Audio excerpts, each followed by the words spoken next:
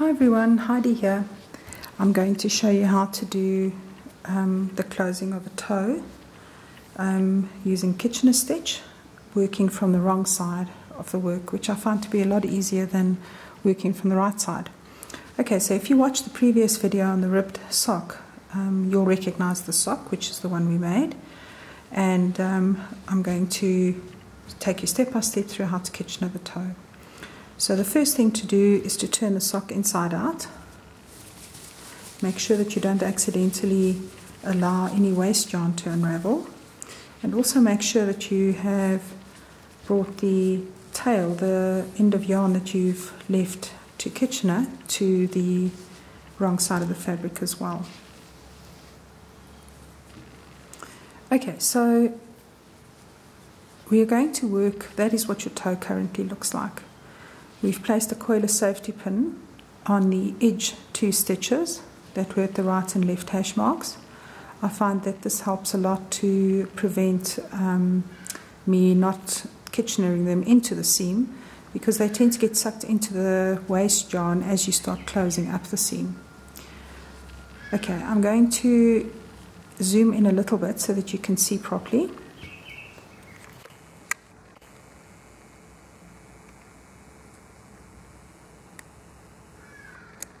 Okay, so the first thing to do is to put your yarn end through a tapestry needle hole. There we go. And for the first few stitches, I don't actually put my hand inside the sock to Kitchener. I work from just the outside like this. So the principle that makes it a little bit easier to remember how to do this is that every loop here, so there is a loop, there is a loop, there is a loop, there is a loop. Every single loop has to be caught within the Kitchener seam, or your stitches will run. The second principle is that every loop has 2 passes of the needle. The only exception is the very first stitch, and you'll see on the other side the very last stitch. So let's pretend that this stitch over here already has its first pass because the yarn is coming off of there. The first thing that I do is put a little catch, a couple of stitches along the edge here, which helps me to close that hole. So let's thread that through. Okay. The next thing is to grab this first stitch here. You obviously grab the edge stitches first, because they're the ones that are first along the entire seam. So we're going to do a first pass through the instep stitch that is on the coiler safety pin.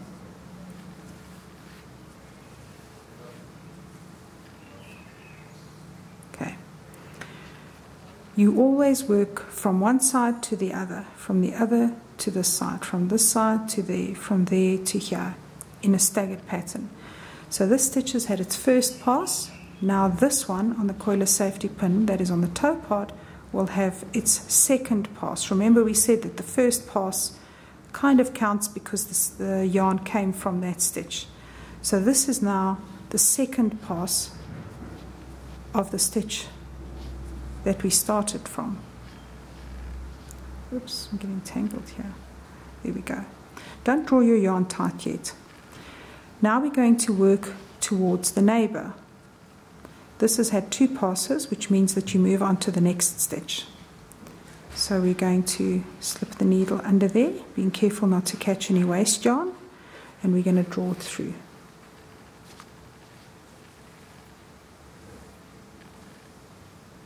Okay. So this stitch has had its first pass. Now we work back to this side. Now remember, this first stitch on the instep side has only had 1 pass. It needs a second pass with the needle. So let me just move this over so you can see. So you're now going to go in this direction.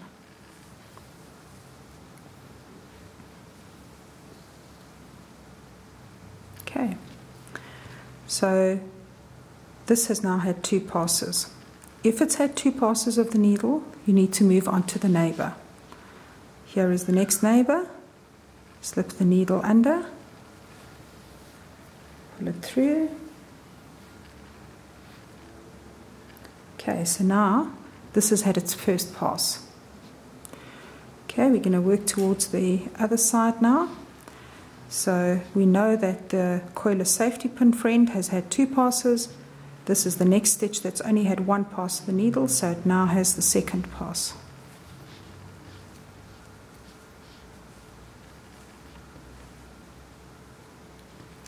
Okay, you can draw it a little bit tight. At this point, you can actually remove your coiler safety pins because they will just get in the way. You've had 2 passes through both of the stitches that were on the safety pin, so you're good to go. There's nothing that can drop there. Okay, so this is the last stitch we worked through. It's had 1 pass. Oh, sorry, 2 passes. Actually had its second pass. So now we're going to go to its neighbor.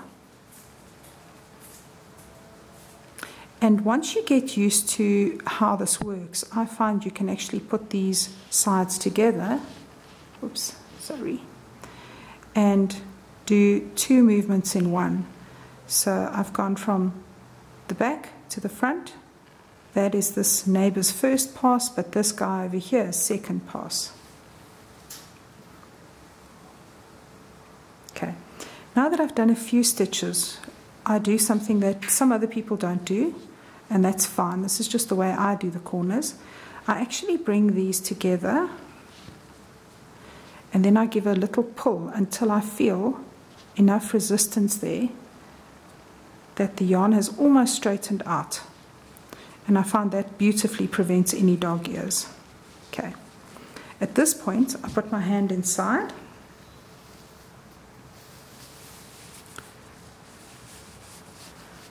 Okay, and I arrange my hand so that my fingers are in the front here and my thumb, fingers are in the front here and my thumb is on this side.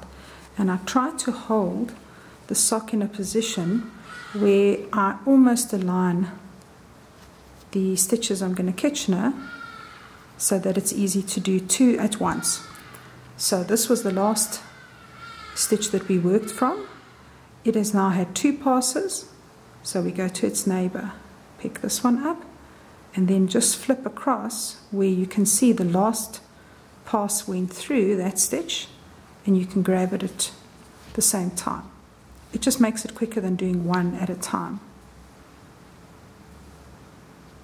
Okay. Just like my waste yarn to lie underneath the stitch. There we go. That has now had 2 passes. We're now going to go to the neighbor. Pick it up and pass the second pass through the stitch nearer to where we are. Don't pull too tight, just enough to easily seat the 2 stitches together. Again, first pass on this guy, second pass on the back stitch.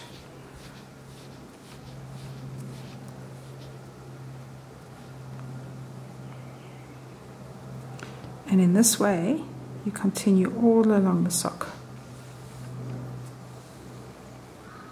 As long as you remember that each stitch gets 2 passes, you will be okay. You won't miss anything out.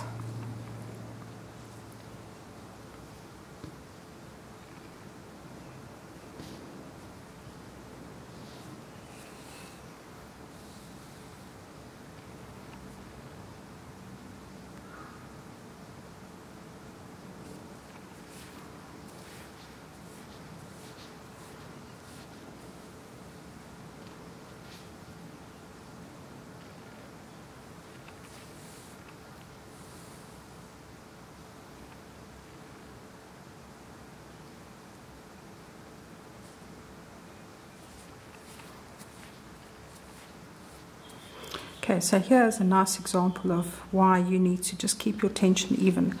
You can see that the yarn going through that stitch initially and through here has made a little loop there. So before you pull it all the way through, just bring that a little closer. Oops. And then pull it through, and it gives you a nice even edge.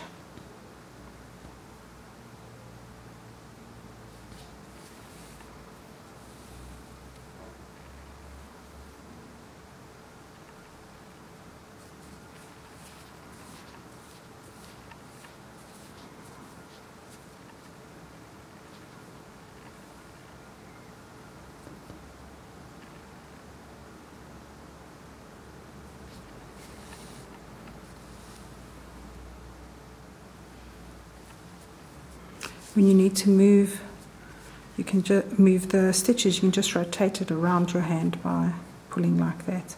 Still have my fingers there and my thumb on this side.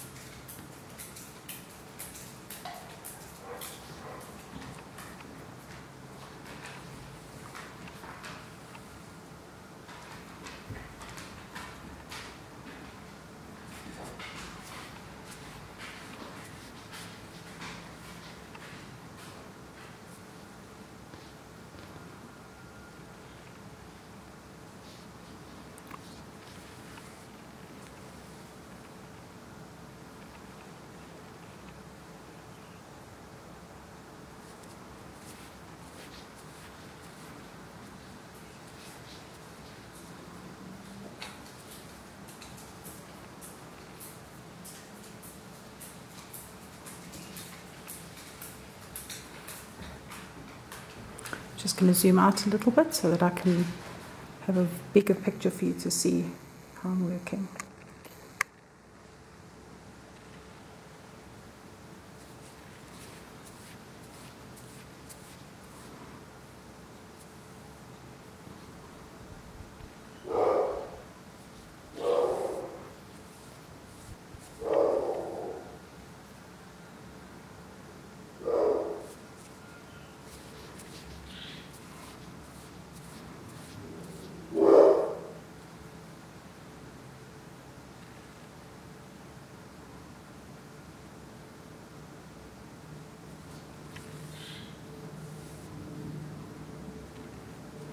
And you can see how nicely it looks here when you've got the little edge of waste yarn here and you've got a nicely kitchenette seam in the middle.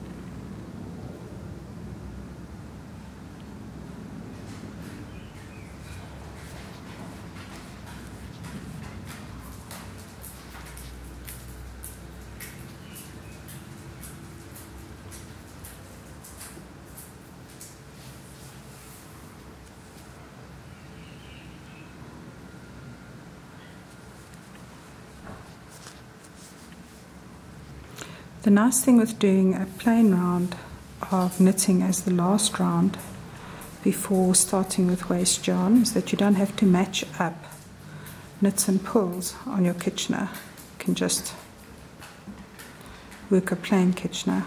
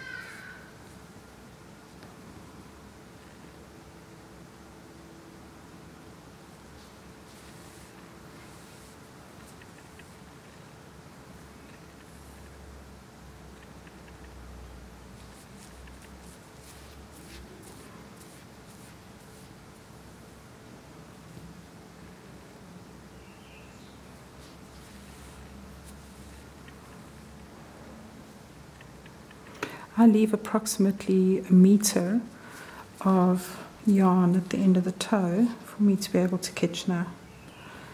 Depending on the size of the sock, you may need a little more, a little less, or even depending on which yarn you're using, but I find a meter is about right for sock weight yarn.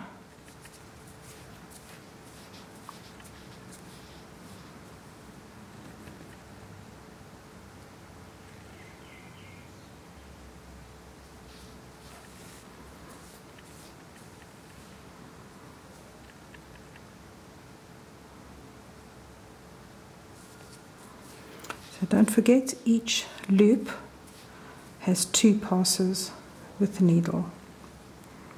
Once it's had 2 passes, move on to the neighbour.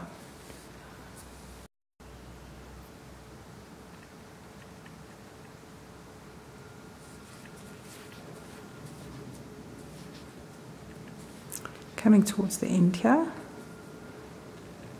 It doesn't take long to Kitchener a sock once you're used to the process.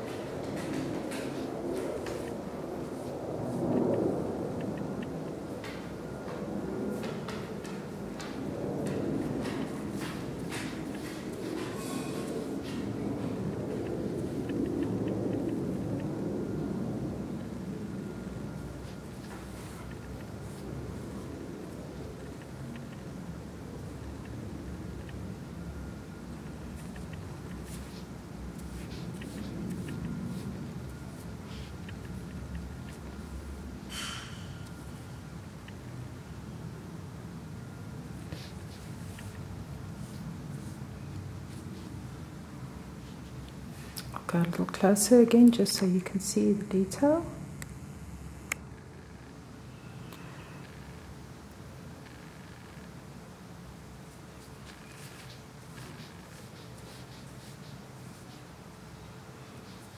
Okay, the stitches had 2 passes of the yarn, so we go to the neighbour and we do the second pass on the closest stitch to us.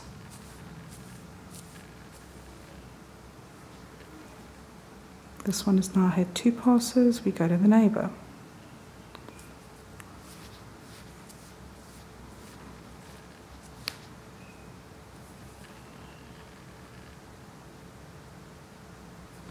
Towards the end where you come to the second corner, be careful not to miss any stitches. You almost have to push your stitches out a little bit. You almost have to use your waste yarn to push them out a little bit so that you can actually see them more clearly.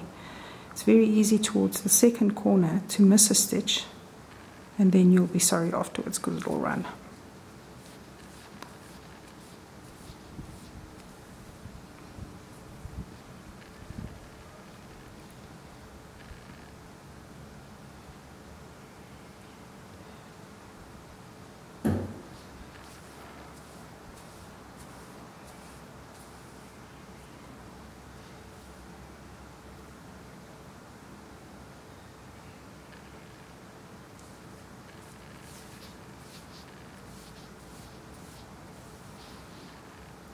Okay, you can see how tight things are getting in the corner here now. Okay, so we're at the point where we've reached the corner safety pin stitch, which is the one that was on the one side of the hash mark. So first pass of this one, oops, here it gets a little tricky, but don't take your safety pins off yet. Okay, first pass there, whoopsie daisy. Hold on. That's the only negative of the safety pins, but it's not too bad if you know that you're not going to drop any stitches. Okay, so we've done the first pass of the first safety pin. Remember, we've come, just push with my finger out, we've come from this stitch over here.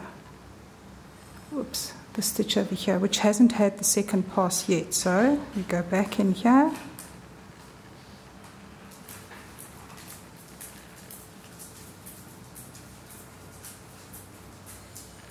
right, now it's had the second pass.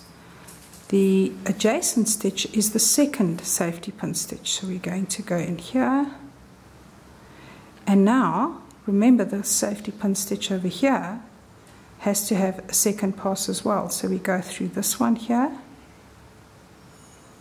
first pass, and then through the second safety pin or edge stitch for its second pass.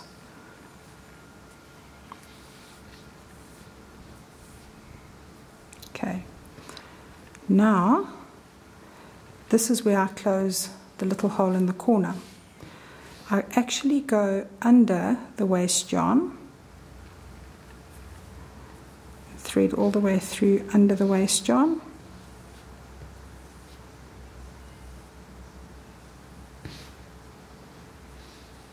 Okay, I pick up the stitch in the corner, so I just pop underneath that stitch so that I've grabbed 2 strands, and then come back under the waste yarn.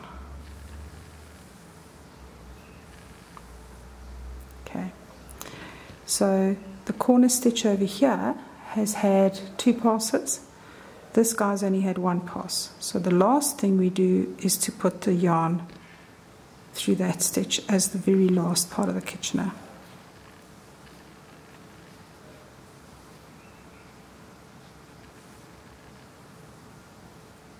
Okay, take off the safety pins.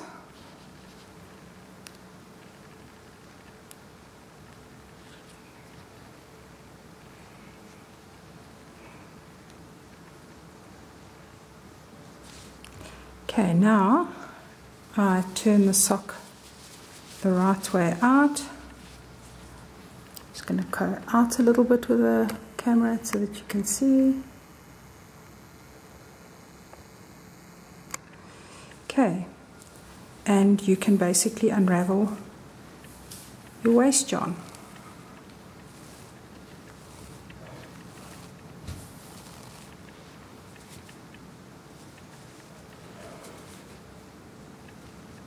And if you found that you've accidentally caught a little bit of waste yarn, don't worry, just snip the edges with your scissors and it'll pop free.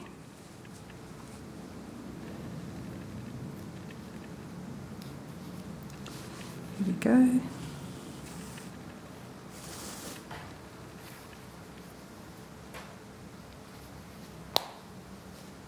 Okay, there we go. Waste yarn has been removed.